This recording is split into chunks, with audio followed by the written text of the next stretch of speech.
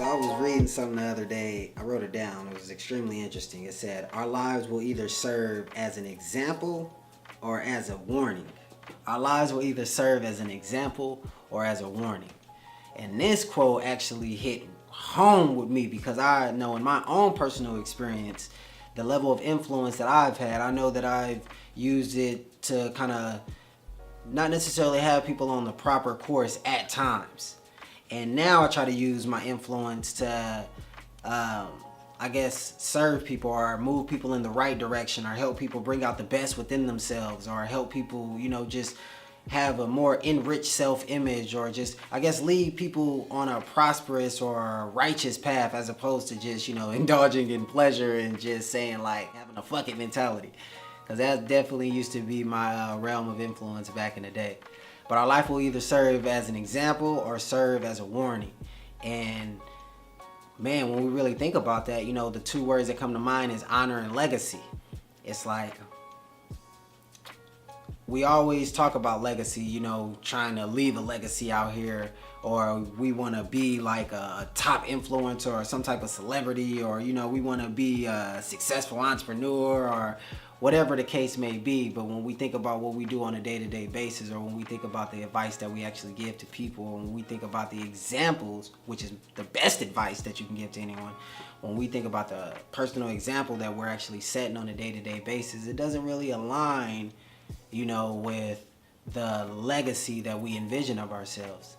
I try to think about, every morning I try to do this exercise where I try to imagine myself at the age of 98, and then I look back to see, what I have regrets, if I continue on the path that I'm on now. And I look back on myself in this moment, it's like every day am I doing everything that I can in order to have peace of mind, to have financial freedom, to have health and energy, to have loving relationships, to have a feeling of personal fulfillment.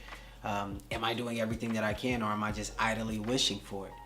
And for me, that makes me always want to be the best type of person that I can be. And in every situation, I always try to give people the best advice. I don't try to lead people astray. I remember I was in St. Louis working, and it was a younger fellow, at least 4 or 5 years younger than me. Topic of women came up, and he was just, and one of the guys was like, yeah, man, you should fuck as many bitches as possible and do this and do that. And I'm just like, look, man.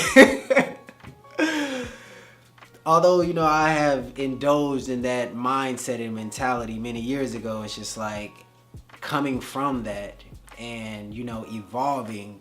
It's like, as a man, that's not really advice that I would hope another man would take. I would hope one man has, more self-control, more self-love, more feeling of self-worth, and, treat himself more valuable than to just give himself to anyone or just to be a slave to, his sexual impulses. Now, I'm not saying that it's, easy to rise above that, but what I'm saying is that I try to be a better example of that.